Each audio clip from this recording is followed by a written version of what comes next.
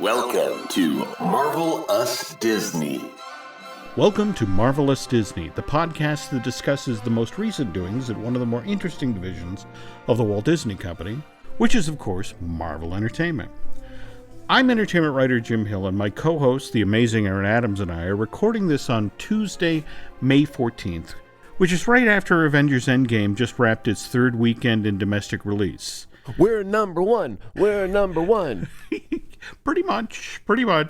What is it? 728 million in ticket sales in North America as of Monday. Wait a minute. We're number two. We're number two. Well, actually, no. They third week in a row, they were number one.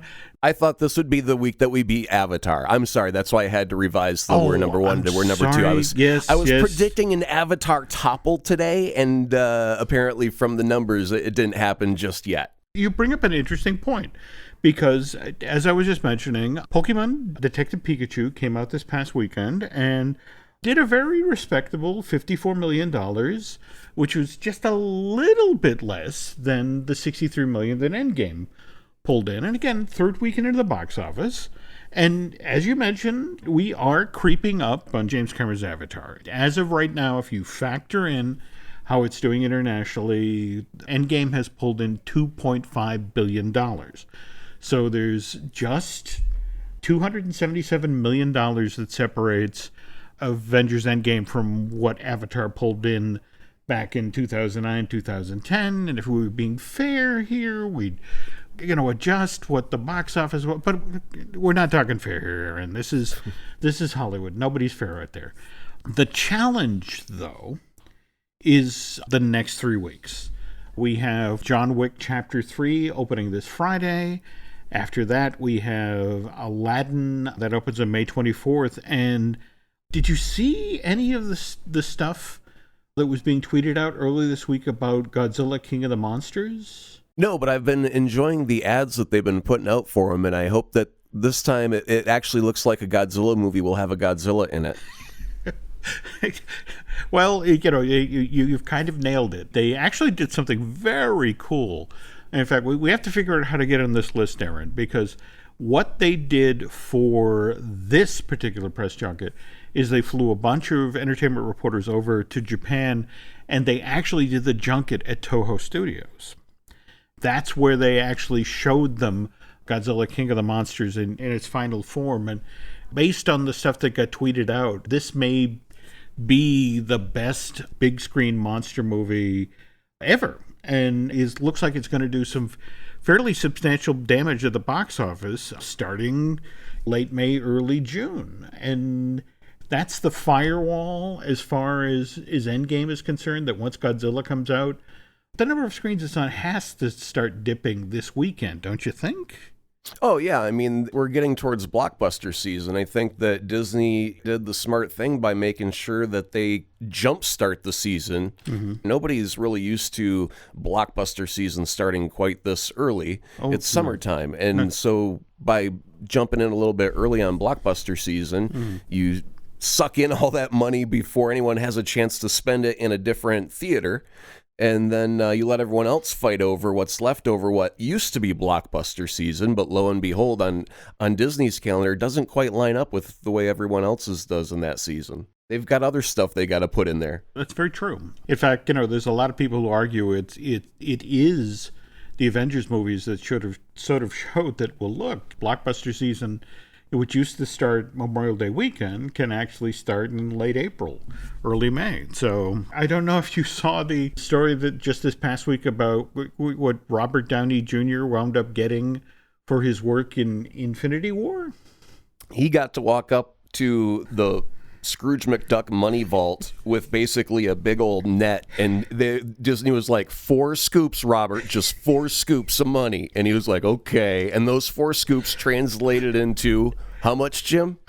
75 million. I love your version of this more than the actual. I mean, what Robert did was very smart. He opted not to take straight salary, but instead cut a deal with Kevin Feige to a percentage of the box office. So yeah, $75 million, or a reported $75 million.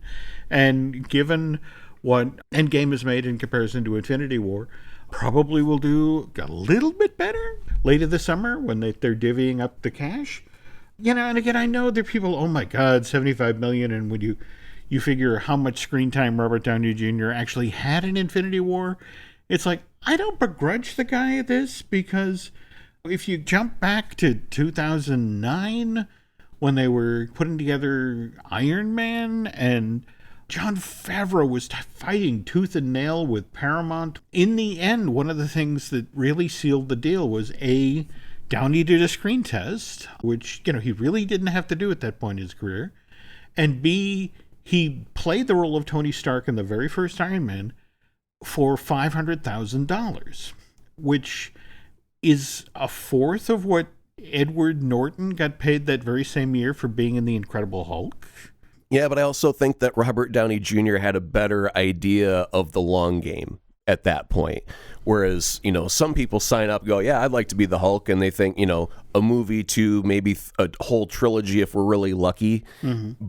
But the way that, Kevin had envisioned it, and it was the crazy vision. We're going to have all these interconnected movies and you'll keep coming back and just popping in and out. And, Robert Downey Jr. is like, yeah, play the long game. I could play this for more than just the trilogy. I could be, peppered in elsewhere throughout the universe, and then we're going to have these massive team-ups that I'm going to be in, so if they're planning on a trilogy of those, that bumps me up to a minimum of 6 movies, at the worst. And you don't take pay cuts every time a new, movie comes out. Your salary goes up. So, yeah, I think Robert Downey Jr. saw, if this works out, and then by the time where he gets to, you know what, Kevin, I don't need a paycheck for Avengers. I just need the money scoop and 5 minutes in the Scrooge McDuck vault, and I'm good. It's good for him, yeah. This is true. And forgive me for stepping out of a relatively happy story into a sad story, but about 3 hours before we recorded here, folks, the Los Angeles County folks brought charges against Key Morgan, who used to be Stan Lee's business manager. They hit him with 5 counts of elder abuse. These felony charges were actually filed back on Friday and had just now come into light. The 43-year-old Morgan is being charged with theft, embezzlement, forgery, or fraud against an elder adult, and false imprisonment of an elder adult. There's also a misdemeanor charge that alleges elder abuse. You and I talked about this last year. I think we made our feelings pretty clear at that point about how we feel about somebody who'd take advantage of someone in their 90s. I guess it's good after the fact here that this guy's being brought up on charges, because... Oh, it's absolutely good. I mean, there's a couple of key points in your life where you need to be protected. One is when you're a child, an infant, you need a guardian up until you're 18 before you let them loose into the wild, and then you go live a long, full, healthy life and all the joy and happiness and sorrow that goes along with that over the years. And then towards the end of your life, when you can't get around so well on your own and you need a little extra help, and to have someone take advantage of you just because you are in a situation where you are not physically able to thump them on the head and say no. Mm-hmm. The worst part is there were reports of this type of abuse earlier. We wished it would have been taken care of at the time, but unfortunately in so many of these instances, it has to be, sometimes years after the fact before any sort of justice is even approached. This is so true. I'm glad that the wheels of justice are in motion at the very least. And, I can't predict innocence or guilt, but I do hope that someone, if not this person, is held accountable for what happened. I think that sums it up quite nicely.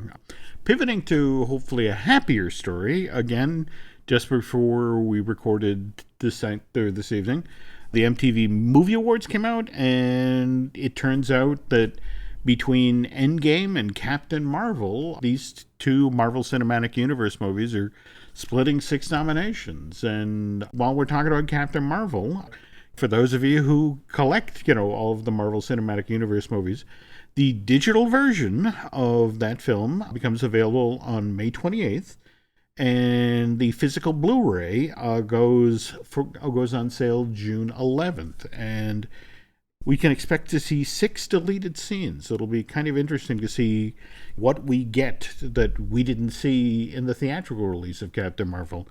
I'm hoping more goose scenes. You know what I've actually been mildly surprised by is that there have been no extended Marvel movies. There's no director's cuts of anything. I mean, Lord of the Rings, oh god, epic.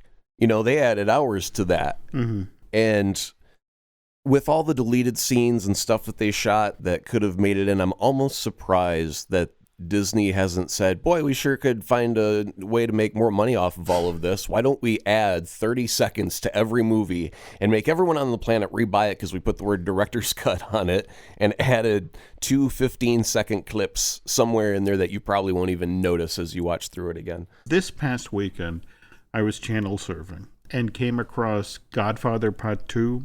Mm-hmm. And I don't know if you remember, Coppola actually took the 2 Godfather films and for NBC created, I guess it was called The Godfather Chronicle, where he took all of the footage that they had shot for the films that they hadn't been able to squeeze into Godfather 1 and Godfather 2 and created this epic 8-hour event for television where obviously it being network television, they had to cut back a little bit on things like the toll booth scene. It's a grape juice. It's nothing.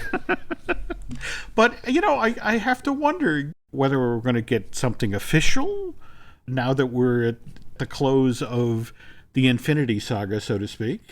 I wonder if somebody will wade in. Because, again, I think you and I have talked about, the various time jumps and, where the original Doctor Strange fits in timeline-wise and all that. The one thing that I hope that Disney Plus engineers back at the labs are smart enough to do is please add a MCU chronological order, including the TV shows. Like, I want Peggy Carter in there. I want Cap, so it'd be like, I guess Cap would come first. Then you go through the Peggy Carter series. Then it would time jump to Iron Man and, just the whole thing. If it has to include Daredevil because they mentioned the incident in New York. Do they? Oh God, yeah. All of the Defenders shows, they reference Thor and Iron Man and all that. Like, they just buzz around daily. So it's one of those things, like, as the MCU has grown, not only have I collected the movies, but I would rip them onto my hard drive, and then I would create a playlist that makes everything in chronological order. And I even took those darn one-shots out of the earlier Marvel movies that were the special features and short self-contained stories and put those in there as well. And it's really challenging because there's a point in, I think it's Iron Man 2 and Thor or Iron Man 1 and Thor, I don't remember, but Coulson takes off and the movie timelines cross. And so one movie stops, another one picks up for a few minutes, and then it continues from there. So, but it's fun to try and figure all of that out and then watch it the way that it's supposed to happen chronologically. So I really hope that Disney Plus has a MCU chronological that just gives you 100,000 hours of straight MCU from beginning to end. Now, which one is the one where Coulson stops at the gas station and they really establish him? It's on the way to Thor's hammer, or something happened on the way to Thor's hammer. Yeah. And that's the one where he takes off from Iron Man. He leaves Stark and he's like, they found something in New Mexico. I got to leave. And then you'd put in that one shot and then it connects to him arriving in Thor's movie where they discover the hammer. No, I love that one. I love him as a badass. And speaking as Coulson as a badass, we just had season 6 of Marvel's Avengers of S.H.I.E.L.D. begin its run this past Friday, 8 o'clock on ABC. And how did we feel about the first episode of season 6? Unfortunately, I have to overall say that I'm underwhelmed. However, upon analysis of my own inner feelings, I understand why I'm underwhelmed, and I'm not surprised by it. It's nothing that the story did wrong or the actors did wrong or anything silly like that. It's the advertising nowadays. Interesting. Yeah, I mean, they had a shot for the Agents of S.H.I.E.L.D. that revealed Coulson. We knew he was coming back, right? They put it straight in the ad. No surprise. And then in the episode, when they reveal that Coulson's back, they take like a minute to like zoom up his leg real slow as he walks all menacing towards somebody, and then they go up the leg and then up the back, and then they reveal all of a sudden it's Coulson, like it's a big shock. And it's like, yeah, no kidding. You showed me that like a couple weeks ago in the ad. Why is this supposed to be all built up like it's suspenseful all of a sudden?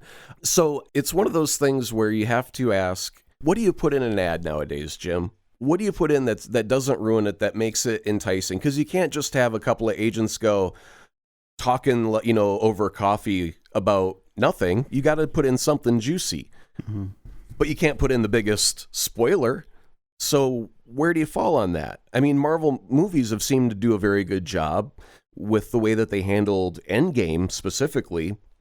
No spoiler warnings for so many weeks. Then the Russo brothers come out and they give a thumbs up, and the next day a Spider-Man trailer drops that has more spoilers than most movies have in them with the multiverse. So, is that a good thing or a bad thing? Right now, I don't know, because we haven't seen the Spider-Man movie. Marvel could still pull the rug out from under us on that whole multiverse thing. I don't know. But as far as Agents of S.H.I.E.L.D. goes, there were some beautiful space shots that looked like they could be up on a cinematic screen. There was a lot of really great moments, but it seems to me that from this first episode, our overall story arc is going to be, we have to find Fitz, and now Coulson's a bad guy. And it's like, okay, but do I really have to spend an entire season getting to Fitz? I mean, I love him and Simmons together, so, just get them together and don't make me go through a whole 9 stories to get back to him, so then we can have a story of them together. At least get me to him in the next couple of episodes, because I don't want to spend too much time on that. Don't get me wrong. I think what you say is valid. It is part of the world we live in now in regard to advertising, that so often the people who are in marketing, it's like they forget that they're supposed to be the sizzle, not the steak. And they put together these spoiler-filled things with the hope that people will turn out to, for the other 5 questions that haven't been answered by the 2-minute-long trailer. But yeah, I thought as an episode, this one in particular, because it was actually directed by Clark Gregg, the gentleman who plays Coulson, was very well crafted, had some incredible action set pieces and some really great use of effects. But you're right, it was definitely a tease. What have we got, 13 episodes? Yeah, I don't remember the episode count, but I consider it to be an endless buffet until they tell me otherwise. Okay. But the nugget of it is, if you were to try and sum up the entirety of the episode with like 4 key plot points, I mean, we have to see Mac try and become the new leader, and I don't think that is a very big story arc for that character. I think, when you're in S.H.I.E.L.D., you're used to taking charge of a situation because you encounter so much wild stuff. You know well enough that whatever you're about to see, you're not prepared to handle. It's that far out ahead of you. And you're used to dealing with the crazy stuff from space and time travel and super science stuff that most mortals can't deal with. So I think that Mac being a leader is, you can plug him in and he'll hit the ground running. I don't see that as a interesting threat. I think he's ready. Plug him in now. So since he's in that position, I don't expect a whole lot from that story arc. And as far as the other characters, we have to figure out why Coulson's a bad guy. We have to get to Fitz, and it's Simmons wanting to get to Fitz and everyone else trying to get to Fitz. But what else is happening right now? I can't help but notice that just now you said, I believe the phrase was, not prepared to handle. And what's kind of funny is you made a joke last week about the Spider-Man musical. I think you were teasing about the number of actors who fell out into the audience when that show was on Broadway in 2010, 2011. Well, I actually drilled down into that story on the back of your joke, and boy, this was definitely a bunch of people who were unprepared to handle The Great White Way. But we'll get to that in just a sec on the second half of the show. Getting ready to step into your career era? Set yourself apart with Adobe Creative Cloud Pro for students. Hone your skills with apps like Photoshop, Illustrator, Premiere Pro, and more, powered with the latest in creative AI. Students save over 55% so you can build a portfolio you're proud of. Launch your future with Adobe Creative Cloud Pro for students. Visit adobe.com/students to learn more.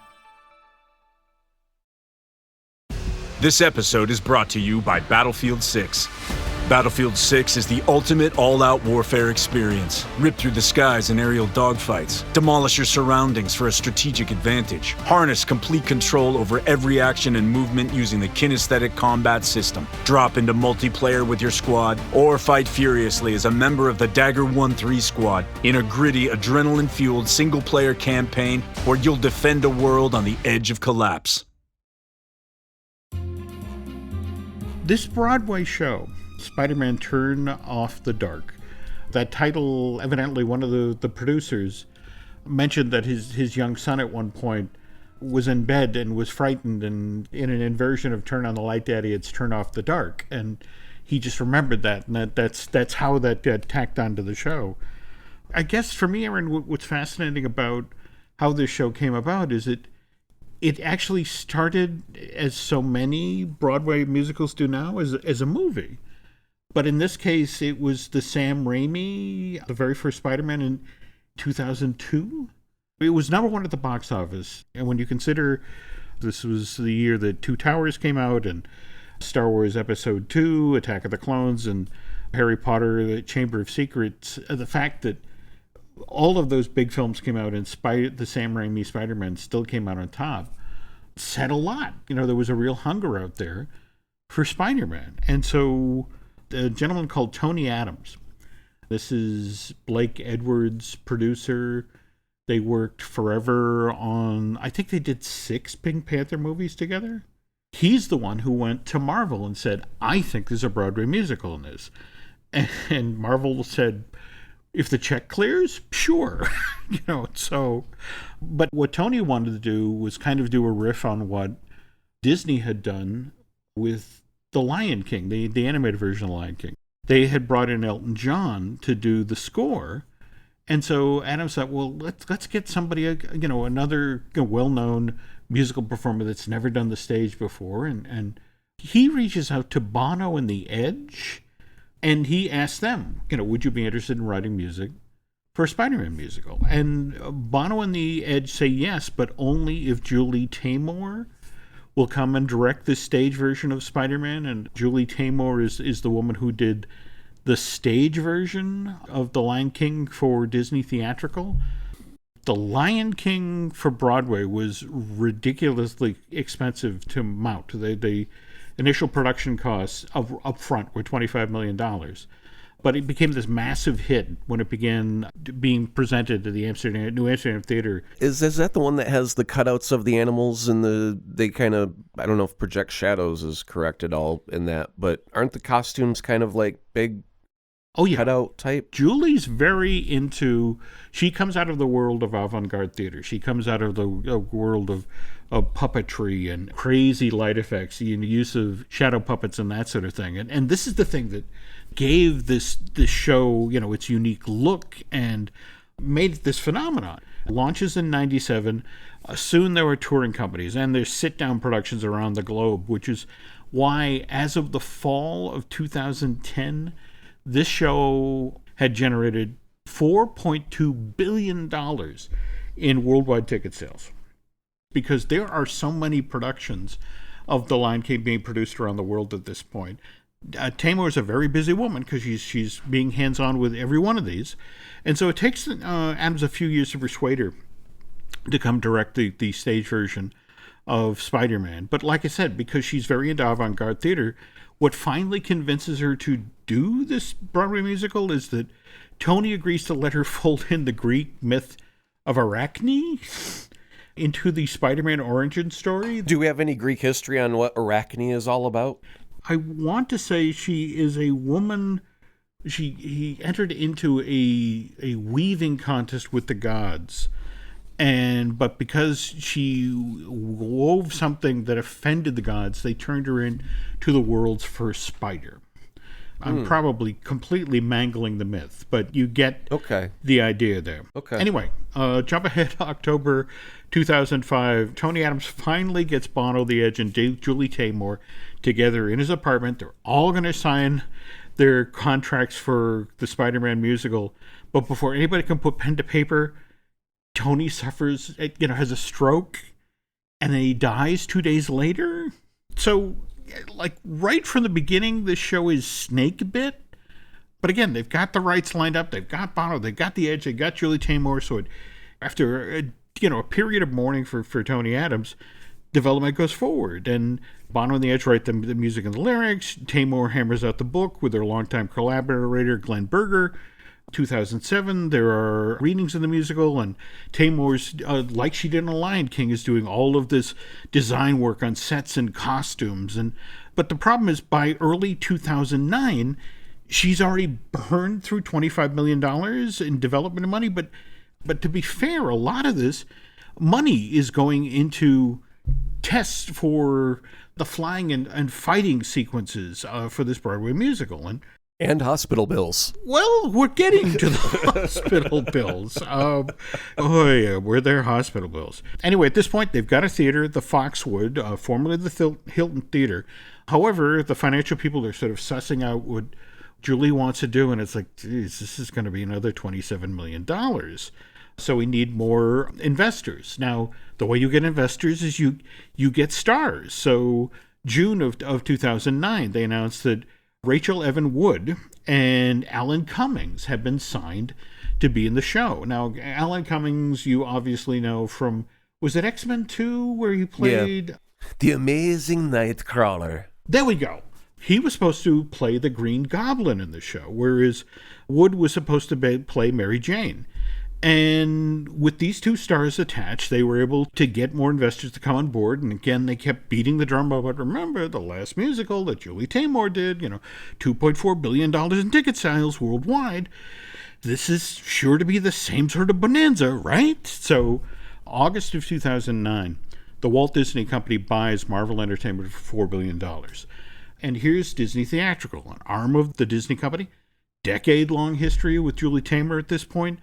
They opt not to get involved in the Spider-Man musical. The story I've been told is that after The Lion King, Disney and Taymor tried to get a version of Pinocchio going for the stage in late 99, 2000, and evidently Taymor went really, really dark, or a lot of money was paid for development. No show came out of it, and then there were bad feelings. So I can make you a couple $2 billion, but not a second chance. Got it. They had the opportunity to get in on Spider-Man Turn Off the Dark, and it was just like, thank you, no, we'll be over here and have a good time with your show. Well, there's also the possibility that they looked at what they were proposing of swinging people to and fro from high above the actual stage, and they went, yeah, that's a whole bunch of lawsuits and hospital bills, so maybe they just passed on the overall idea as well as the person who was directing it. 3 years previously, what had Disney brought to Broadway? Mary Poppins. That show actually ends with Mary Poppins flying off the stage out over the audience. In fact, she literally flew past the mezzanine, past the balcony, and up. So it's like they knew the challenges of flying a character. When they do Step in Time in that musical, Bert actually dances up the edge of the proscenium and hangs upside down and tap dances there before he comes back down. So a lot of the stuff that was being done on a much grander scale and much more ambitious in Spider-Man Turn Off the Dark, they had done with Mary Poppins, because Disney won't come in as an investor. They have to chase down additional investors, which means that they're not getting the show to Broadway quite as quickly as they had originally hoped, which is why March of 2010, Evan Rachel Wood backs out of the production, largely because now they pushed the show from launching in the summer. Now it's a fall of 2010. And the very next month, Alan Cummings also bails on the show. It's with the same delay in production excuse. And by May of 2010, they finally pulled together all the funding they need. Unfortunately, at this point now, Aaron, the cost of producing the show is up to $65 million. With those sorts of upfront costs, Spider-Man, it'll have to sell $1 million worth of tickets each week in order to stay in the black. Yeah, no, you just put that on the shelf and you walk away, man. That you call that one an experiment that failed? and you move on, man. Well, Who kept driving this bus down the ditch? oh, we have Bono. We have the Edge. We have Julie Taymor. We've No, got you had Spider-Man. Bono. You had the Edge. It's over. It's in the past. Let it go. Come with us into the future. I know. You see, that this is why they need your voice in their ear. Summer of 2010, the hype machine turns on. And this straight from the press release here, and the most technically complex show ever on Broadway, with 27 aerial sequences of characters flying and engaging in aerial combat. Downside of that sort of ambition is it's going to take a lot of rehearsal time, given all the hardware that's got to be installed to do this thing. And in fact, for the flying sequences, there were 30 different motors scattered around the theater, and they were all controlled by computers. And with Spider-Man Turn Off the Dark, there was so much technology. It was so expensive. It's like, we can't take the show on the road. We have to stay in one place. We just have to figure this out in previews before we open. Rehearsals begin in August of 2010. At this point, the plan is the show will go into previews November 14th, and then Spider-Man Turn Off the Dark will open on Broadway December 21st, just before Christmas. September 2010, the cast moves into the Foxwood Theater. They have to reconfigure the whole theater. In fact, because so much of the flying involves taking off and landing on the mezzanine level of the theater, they actually renamed that part of the theater the Flying Circle. But because of all of this technology that's needed to control the speed and the height and the trajectory of all these performers who are flying, and that's the other thing, that there's the name actors that are playing Spider-Man, Mary Jane and the Green Goblin, and then there were the stunt doubles that are doing a lot of the actual flying around for Spider-Man. They're not in the theater a day when they're rehearsing what's supposed to be one of the great big wow moments of the movie, where Spidey basically gets slingshotted from the back of the theater to the lip of the orchestra, and as he lands, he's supposed to do that trademark Spider-Man pose. The very first time they do it, the performer lands and breaks a toe. But okay, it's just a toe. I got 9 more. Let's roll. Okay, so it's a month later now, and here's Kevin Albun. He's another one of the performers who doubles for Spidey in the show. And he's about to recreate that very same moment, the slingshotting from the back of the theater and land on the lip of the orchestra. Only he's doing it in front of a bunch of ticket brokers who were there at the Foxwood Theater for a group sales event. The idea is we'll give these people, a taste of the show. We'll show them some of the effects. We'll show them the costumes, and then we'll go back and talk to all their groups, and they'll sell giant blocks of tickets. And poor Kevin slingshots from the back of the theater, lands on the lip of the orchestra, but instead of striking the Spider-Man pose, he collapses in agony because he's just broken both of his wrists.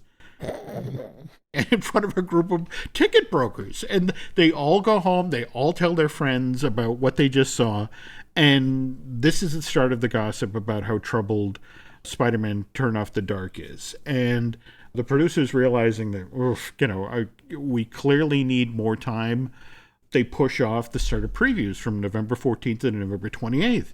But that means they have to refund the tickets for 13 performances of this, what's now is still a heavily sold out show, because people want to see Julie Taymor's new musical, the woman who gave us The Lion King. Now, don't they have to find new actors continue? I mean, the guy that just broke both of his wrists, he was a double. So who was the double for him? Did they just have like a line of 14 guys waiting in the wings? You're like, all right, next. And then you hear a snap and a cry. It's like, all right, next. No, we still haven't quite got it perfected, but we've only got 4 days. Next. You are not far wrong, but thank goodness, November 17th, here comes the New York City inspectors who have heard about the injuries and insist that the stunts in the show have to be presented to them. And so they just started crying from inside the theater and entered at random. They didn't get a call. It was somebody walking by that thought somebody was being tortured. Yeah, well, I'll tell you who was probably crying at that point was the producers, because they reported this to OSHA, and OSHA hit Spider-Man with 2 workplace safety violations, and they eventually had to pay a fine of $12,600. Well, good, man. They should have had to pay more than that. They should have had to pay for all the hospital. I mean, I think it should have been shut down a long, long time ago in the story. We have not even gotten to the hospital yet, though we're about to. November 28th, first preview of the show again in Foxwood Theater. Very first public performance, Natalie Mendoza, who played the role of Arachne, is standing backstage ready to make her entrance. She gets struck in the head with a piece of equipment while she's standing in the wings and suffers a concussion. As a direct result of this backstage accident, she misses 2 weeks of performances and eventually decides, there were safer places to work. So she actually withdraws from the show on December 30th. 20 days before that, Christopher Tierney, one of the Spider-Man doubles, he falls 20 feet off of a piece of scenery directly into the orchestra pit in front of a full audience. This accident supposedly happened because Tierney's harness was not connected to its safety cord, but they end the show. And they take the poor guy off to Bellevue Hospital Center. He spends a week in the hospital, does 10 weeks in rehab, is so badly injured he doesn't return to the show till April of 2011. But by this point, the producers are like, oh, screw it. We are not opening January 11th. Because remember, we pushed it from December 21st to January 11th. Now we're pushing it to February 2011. What exactly do they hope to fix in that time? I mean, is it new rigging? Is it new safety measures? Is it to the point where they'll be in the middle of a song written by Bono and The Edge? The glider will come up to the second level of the audience, and then they'll go, excuse me, while the Green Goblin gets out of his 17 safety harnesses. And then 5 minutes later, after three guys get unbuckling the dude, he steps out, finishes the song.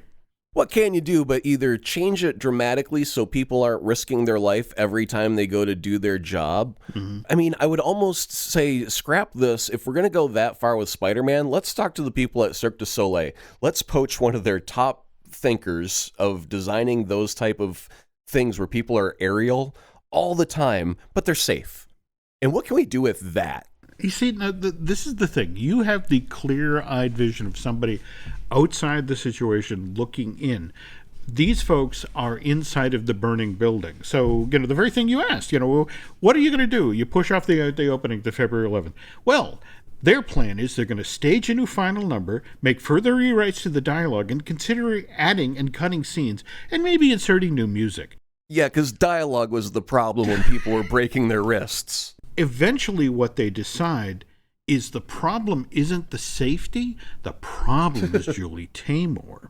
Oh, right, yeah. She gets forced off of the show March 9th, 2011, and they bring in an expanded creative team. And now, at this point, it's like, we need to seriously overhaul this show. The show isn't going to open officially till summer of 2011, and just after they make that announcement, yet another cast member. Oddly enough, the woman who replaced Natalie Mendoza in the role of Arachne, her name is TV Capario. She injures her neck during the performance and has to withdraw from the show for 2 weeks while she recovers from that injury. And at this point, the producers are like, okay, between the bad publicity and the safety issues, we have to step out of the spotlight here. So they actually shut down the show for 3.5 weeks, and they refund all the tickets that they sold for that point, and they now start to think as you do, Aaron. It's like, okay, we have to address the safety stuff, but we also have to fix the show. So when it reopens on May 14th, they've got better harnesses, and they've got better songs, and the story's a little bit clearer. But at some point, they just decide, look, we can't just continue to futz with this. So after 182 preview performances, Spider-Man finally, Turn Off the Dark finally opens on Broadway June 14, 2011. And at this point, with having to bring in the expanded team and all that, the production costs of this Broadway musical are now at $75 million. Again, 3 times what Disney spent for Lion King on Broadway in 1997. And industry experts are standing outside of it because nobody's ever spent this much money on a Broadway show before. And they're like, you understand that even with 1,900 seats inside of the Foxwood theaters, with the huge development and production costs, Spider-Man Turn Off the Dark will have to run at full capacity for 5 years before the show's investors will get paid off. And then maybe the show will start eking out a profit. That just doesn't happen. The word of mouth is so bad. It's, as you made the joke, this is the show that you go and sit in the audience and, do I need to wear a hard hat? Spider-Man kept wetting himself every time he swung over the audience. And Yeah. So November 19th, 2013, the producers announced that Spider-Man, the Broadway version of Spider-Man, will close on January 4th, 2014. And sure enough, it closes in early January, post a $60 million loss. The producer's trying to put the best possible spin on it. He's talking about, we've already talked with casinos in Las Vegas about, moving the show out there.